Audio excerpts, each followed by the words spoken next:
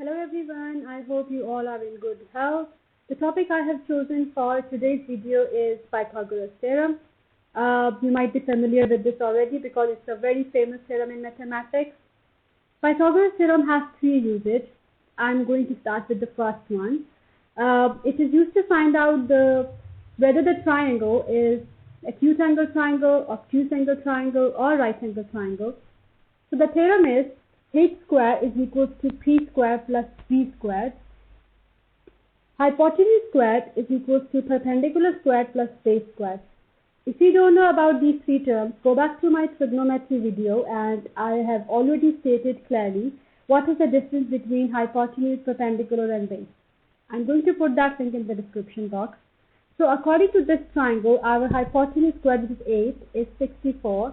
Perpendicular is 25 when you square it, and base is 36. If you add them up, that is 61, and this is 64. If your hypotenuse squared is bigger than p squared plus b squared, it is going to be your obtuse angle triangle. If it is less than p squared plus b squared, it is going to be acute angle triangle. And if it is equal to p squared plus b squared, that is going to be right angle triangle. I'm going to write it down here. So this is going to be obtuse and this is going to be acute. So in our case, our h square is bigger than p square plus b square. So this triangle is going to be obtuse angle triangle. So this is the first usage of Pythagoras theorem, that it can tell you whether the triangle is acute, obtuse or right. Now I am going to tell you about the second use of Pythagoras, that is, it is helpful in finding the missing side. But make sure it can only find the missing side of a, right angle triangle. So again I am going to apply the Pythagoras theorem for this question, in which hypotenuse is 5 and base is 3 and hypotenuse is unknown and perpendicular is 5. So h square would be as it is because it's not given. Perpendicular squared is going to be 25 and base square is going to be 9. So 25 plus 9 is basically 34. But 34 is your h square. We need hypotenuse.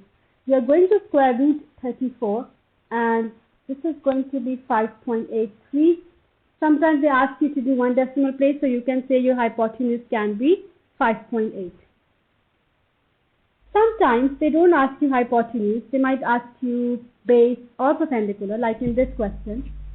Again, write it down, the Pythagoras theorem, and 45 squared, and 20 squared would be your h square. So 20 squared is 400, 45 squared is 2025 plus base square, which is unknown. So what we are going to do is, base square would be, you take it away, and that is 1625. Again you are going to square root it because we need the base, not base squared. Square root of 1625 is 40.31.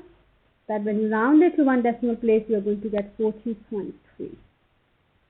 So this was the second usage of Pythagoras theorem. The third use of Pythagoras theorem is, if you have like the graph and you have two coordinates, suppose, it can helpful to you to find out the distance between first and second coordinates. Suppose these two coordinates are given to you and you find the distance. So you will join them up, and you are going to make a right angle triangle, and you are going to apply the Pythagoras theorem. For example, you can find out this side, perpendicular and base, and hypotenuse can be found out with the help of Pythagoras theorem.